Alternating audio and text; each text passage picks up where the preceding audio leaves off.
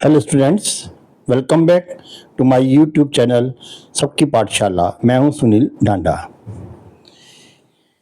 ये वीडियो मेरी 8th और 9th दोनों क्लासेस के लिए हैं, लाइंस एंड एंगल्स। तो first of all then I introduce this, what is the line and what is the angle. Line क्या है? Suppose we take the 2 point A and B on the paper and we joined both the point with the help of the scale, so we get the line. But that may be the lines, that may be line segment or that may be ray. अगर मैं दो point ले लूं A और B और उसको किसी scale से ज्वाइन कर दूं तो तीन में से एक हो सकती है।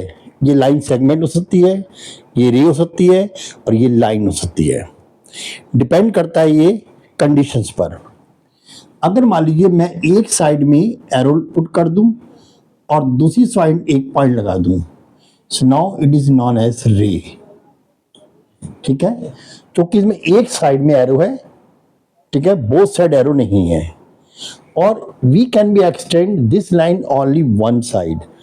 इसको केवल हम एक ही साइड में एक्सटेंड कर सकते हैं, हालांकि इसकी लेंथ अनडेफिनेट है, यानी बहुत जितनी मर्जी लेंथ ले सकते हो इसको, लेकिन होगी वन डायरेक्शन में ही। इनफाइनेटली जो है हम कितनी भी लेंथ ले सकते हैं लेकिन वन डायरेक्शन में, क्योंकि इसका एक होगा एंड पॉइंट, दैट इज अ रे।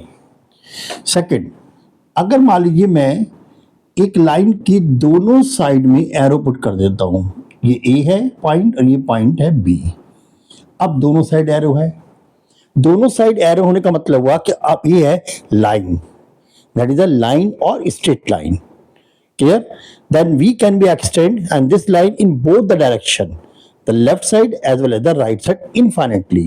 इसकी लेंथ कोई डेफिनेट नहीं है, इनफाइनेटली है and it can be extend in both the side. इसको हम राइट साइड और लेफ्ट साइड दोनों में हम एक्सटेंड कर सकते हैं। ये हो गया आपके पास क्या? देन लाइन और स्ट्रेट लाइन। तीसरी कंडीशन देखिए, ये पॉइंट है ए, ये पॉइंट है बी, ठीक है, इसमें कहीं भी एरो नहीं होगा, ये लाइन सेगमेंट, ये बाउंडेड लाइन है, that is a bounded line. इसकी जो लेंथ है वो डेफिनेट है, यानी we can not be extend in any direction. इसको हम किसी डायरेक्शन में जो है एक्सटेंड नहीं कर सकते। ये 5 सेंटीमीटर है तो 5 ही रहेगी, ये 5.1 भी नहीं हो सकती।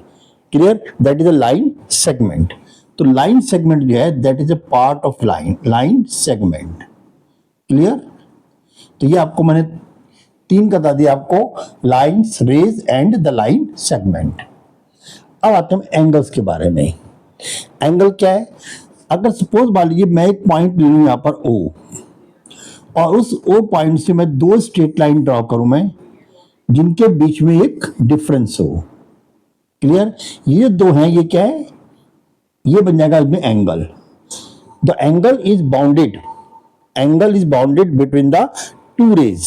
दो रेज के बीच में बाउंडेड जो स्पेस है that is a angle. Clear?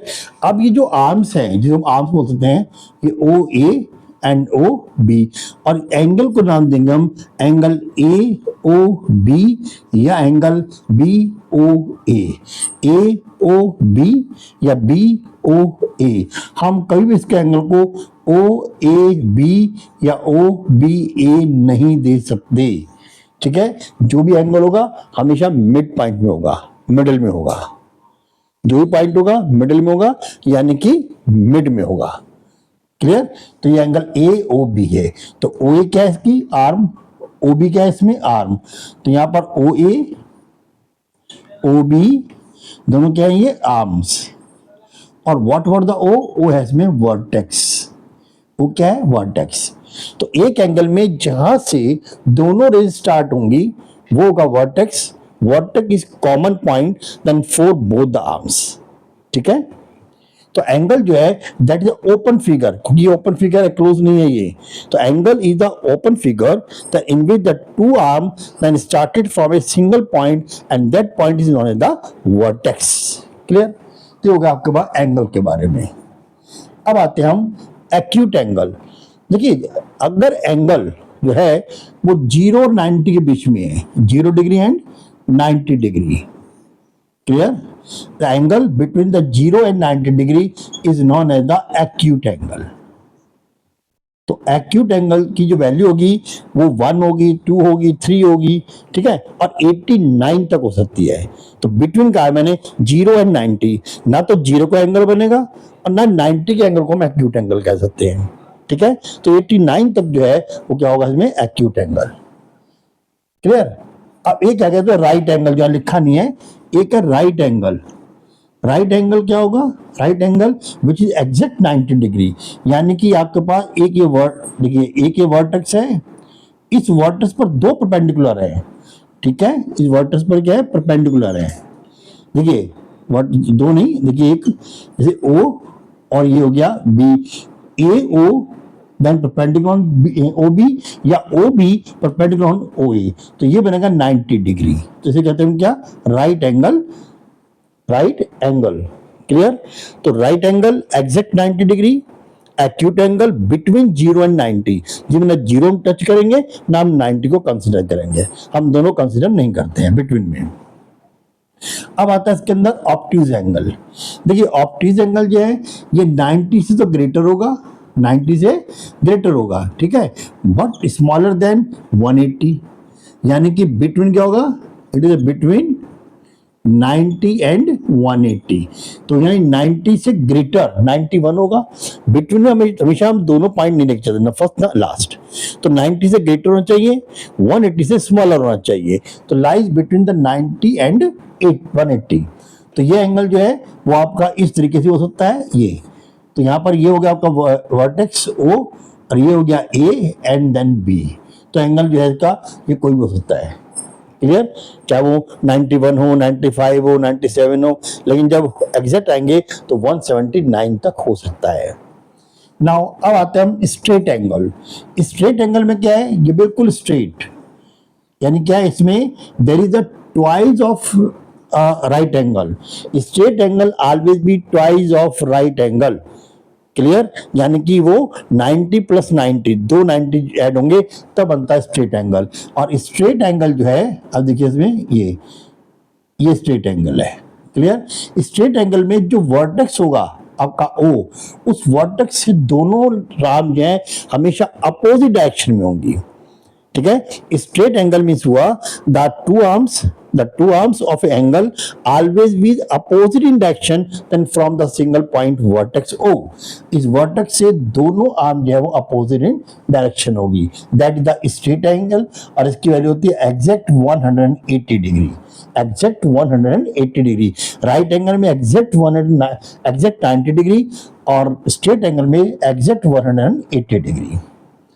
अब आते हैं हम रिफ्लेक्स एंगल के बारे में। रिफ्लेक्स एंगल क्या है, मोर देन 180।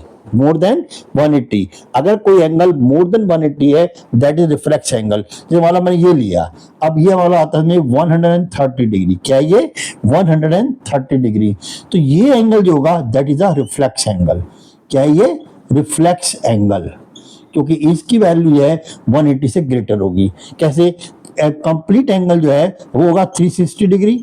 अगर मैं 360 में से 130 डिग्री को सब्ट्रैक्ट कर दूं तो then I will get the 230 degree, और 230 डिग्री किस पर है, 180 से ग्रेटर है। तो यहाँ पर रिफ्लेक्स एंगल जो है then it lies between the 180 and 360। यहाँ भी अगर 180 एंड 360, तो जो आपके पास रिफ्लेक्स एंगल होगा, मैंने के लिखा भी है, चलिए बोल लेता हूँ मैं। रिफ्लेक्स एंगल क्या है, में reflex angle lies between 180 and 360 degree, ठीक है। अब 180 एंड 360 डिग्री यानी मतलब हुआ इसको हम 180 और 360, यानी ना तो हम 360 लेंगे और ना लेंगे 180। 181 से लेकर के आप लेंगे 359 तक, क्योंकि जब एकदम 360 एग्जैक्ट हो जाएगा उसे बोलते हैं कंप्लीट एंगल। क्या बोलेंगे इसको हम? Complete angle. कंप्लीट एंगल यानी कि वो एक सर्कल में आ जाएगा, जैसे यानी ये पॉइंट है, ये जो होगा कि सर्कल, दैट इज अ 360। चलिए अब आते हैं कॉम्प्लीमेंट्री एंगल। देखिए दो हैं, एक कॉम्प्लीमेंट्री एक सप्लीमेंट्री। कॉम्प्लीमेंट्री और सप्लीमेंट्री क्या है? कॉम्प्लीमेंट्री जो है वो है the sum of two angle is exact 90 degree. अगर दो एंगल का सम 90 है तो होगा complementary, exact 90, that is complementary. अगर मान लीजिए एक या ये है, ये सपोज है आपका 40 डिग्री, तो यहां पर जो अगर दूसरा एंगल आ जाएगा तो ये कितना होगा? ये होगा 50 डिग्री।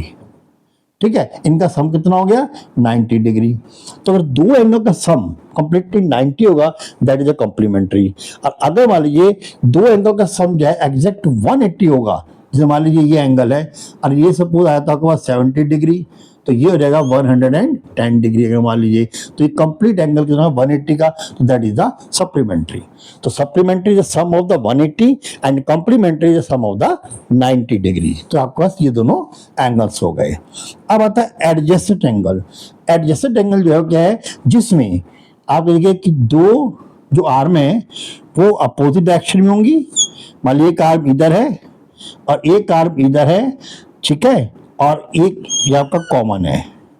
तो एडजेसेंट एंगल क्या होता है कि when the two angle have the common one, suppose that any angle, two angle which have the common arm, एक कॉमन आर्म होगी और टू होगी इसमें अपोजिट आर्म, ठीक है, अनकॉमन, ठीक, that is the adjacent angle. और व्हाट दोनों का कॉमन होगा। अगर मान लीजिए ये एंगल हमारे पास है और इस एंगल में ये जो रे दिख रहे हैं आप, ये क्या है? ये कॉमन है, ये इसके लिए कॉमन है और इस एंगल के लिए कॉमन है, ठीक है। जैसे मान लो ये हो गया बी और ये हो गया सी, तो यहां पर जो ओ बी है, O B is common arm for the O A and O C, clear.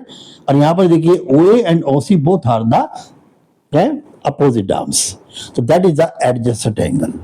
तो ये हो गया आपका है। Now vertically opposite angle. Vertically opposite कब बनता है? अगर दो स्ट्रेट लाइन यानी कहीं पर आके इंटरसेक्ट करती हैं। When the two straight line that intersect at one point, so now they form always the vertically opposite angle. जैसे मान लीजिए ये हो गया ए बी सी डी और ये ओ।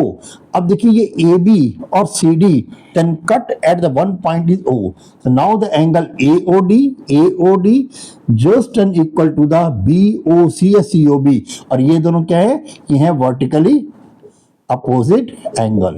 तो vertical opposite angle then form when the two straight line then cut each other या intersect each other at one point. Clear? तो मैंने आपको आज एंगल्स के बारे में बता दिया, लाइन से एंगल्स के बारे में। कल मैं इनके क्वेश्चन को आपको लेके चलूंगा, ठीक है। ओके, थैंक्स बेटा।